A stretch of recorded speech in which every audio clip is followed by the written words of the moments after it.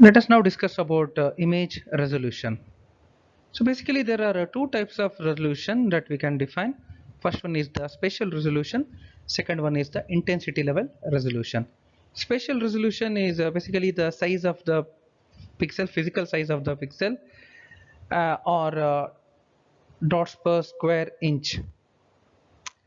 And intensity level resolution gives you number of bits per pixel, number of bits per pixel. Okay, let's take a detailed look into this.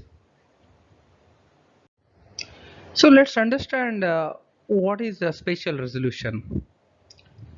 The spatial resolution of an image is determined by how sampling was carried out. And spatial resolution simply refers to the smallest discernible or basically distinguishable detail in an image. And vision specialists will often talk about pixel size. How big is a pixel? Okay, smaller is the better. If it is bigger, it can be clearly seen. And graphic designers will talk about dots per square inch. Okay, basically one and the same. If you have more DPI, that means the pixel size will be smaller. If the pixel size is larger, that means DPI will reduce. And nowadays it's common to have more than 400 pixels per square inch or even more. And on the mobile screens it's very much impossible to spot the pixel also. That is how much DPI we have, very closely packed pixels. So if you have more pixels representing an image, that will give you a better outlook than the ones with less number of pixels, like this example. So this is a picture of a rose, and in the first image we have 1024 cross 1024 pixels representing this image. Now in the second image it is reduced to 512 cross 512, and then so on. We have 256, 128, 64 and 32 pixels uh, in one direction. So the resolution is less, uh, and the image size is also smaller. Let's look at it closely. Here in the full resolution image, 1024 cross 1024, you can see all the things quite clearly.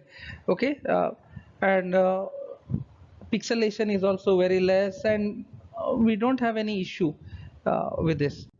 Now if you slightly reduce the resolution, so it's 512 cross 512, still it looks quite good. Okay, some edges are not so clear, but still fine, we can accept this image. Now if you reduce it a bit further, you can see the pixelation happening around the edges. You can see the square edges. Okay, now if you reduce it further, it is more evident now. Okay, so because we have less number of pixels representing this image. If you reduce it further, 64 cross 64, so we are losing out the outlook of the image. And further, 32 cross 32, yeah, there's nothing left. It's just a bunch of pixels, and it's very difficult to identify that this is a image. So this is how spatial resolution matters. Intensity level resolution refers to the number of intensity levels that we use to represent the image.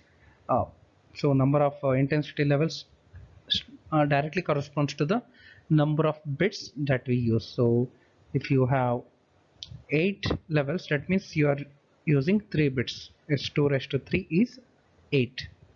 Or if you are using 8 bits per pixel, that means 2 raised to 8 is 256. So you will have 256 levels. The more intensity levels used, the finer the level of detail discernible in an image. And the intensity level resolution is usually given in terms of the number of bits used to store each intensity level. So this is what I was talking about. So if you have 1 bit per pixel, you will have 2 levels. So it's a pure binary image. You can either have 0 or 1, 0 for black and 1 for white. If you have 2 bits, you can have 4 intensity levels. So this is the range you get: 0 0 0 1 1 0 1 1. So you will have 4 intensities, and as you increase the number of bits, you will get more number of intensity levels.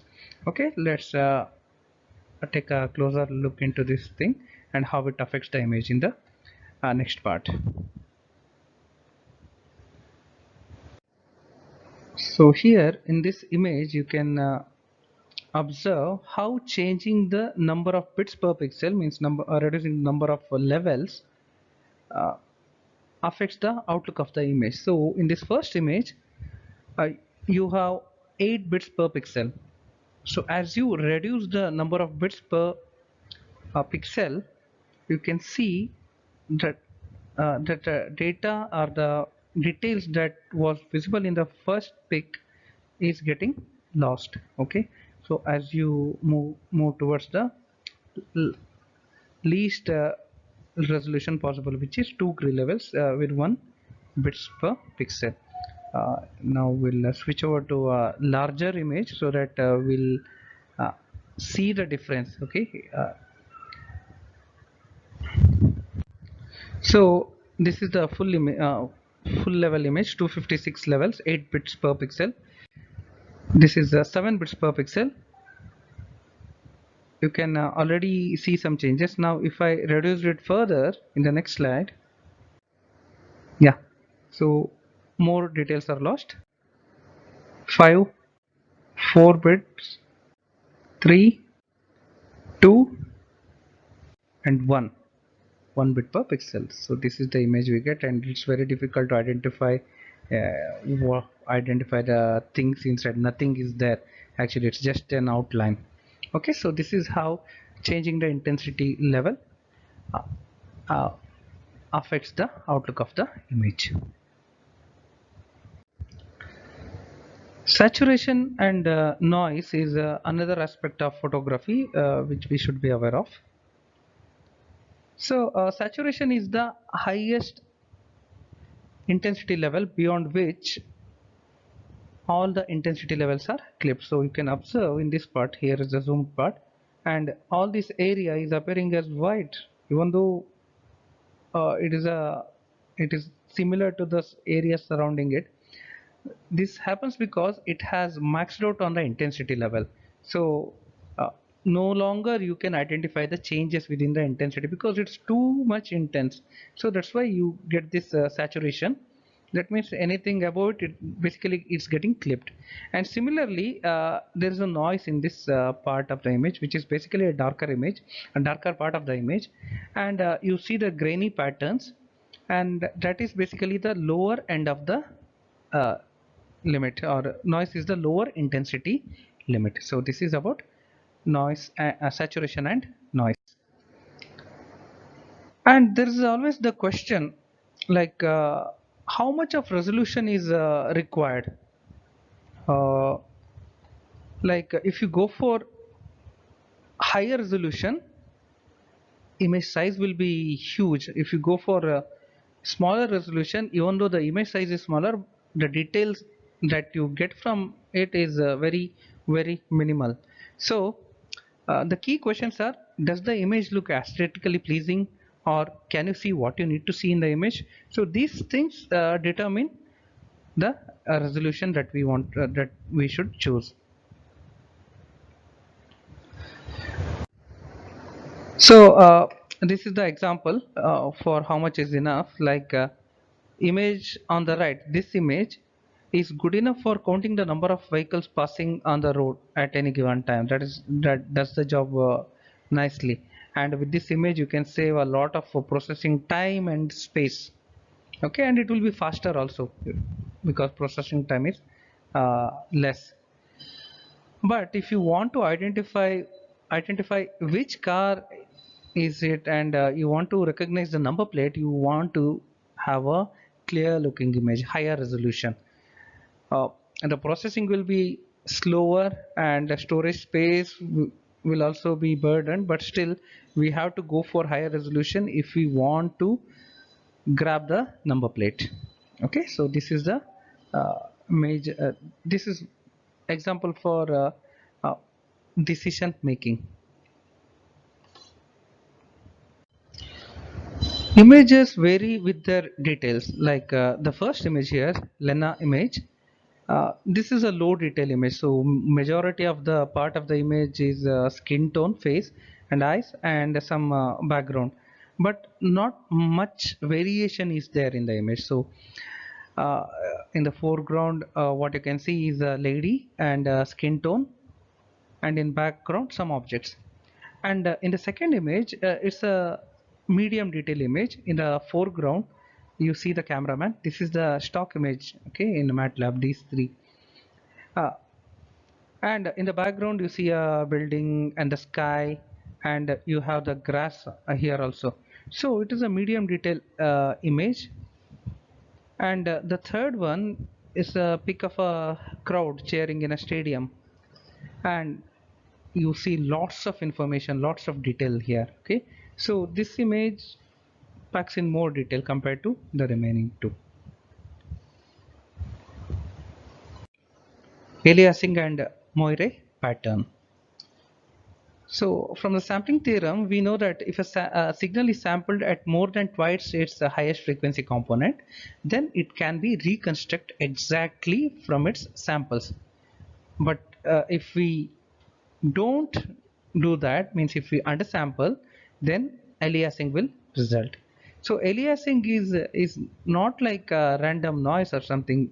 It is basically a signal, a fake signal appears as the original, and it's very difficult to track the alias because it will be in the range, it will be in the frequency band we are looking for, and it's a false signal, okay. And it's very difficult to identify in some cases. So uh, this is the problem with undersampling. And this phenomena also happens in imaging, okay, if the sampling is not up to the mark, okay. So this causes frequencies to appear in the sample signal that were not in the original scene. So what is it? So first is we'll learn about Moire pattern. So it is a large scale interference pattern that can be produced when an opaque ruled pattern with transparent gaps is overlaid on another similar pattern. Moire patterns appear in many different situations. So, and in printing, the printed pattern of dots can interfere with the image.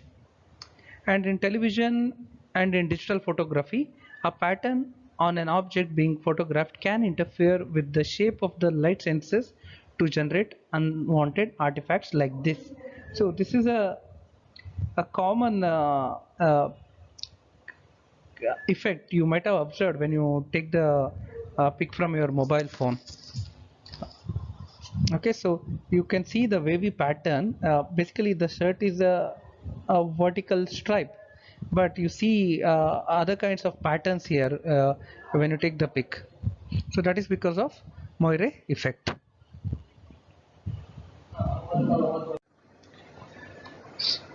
So this is another example of Moire pattern.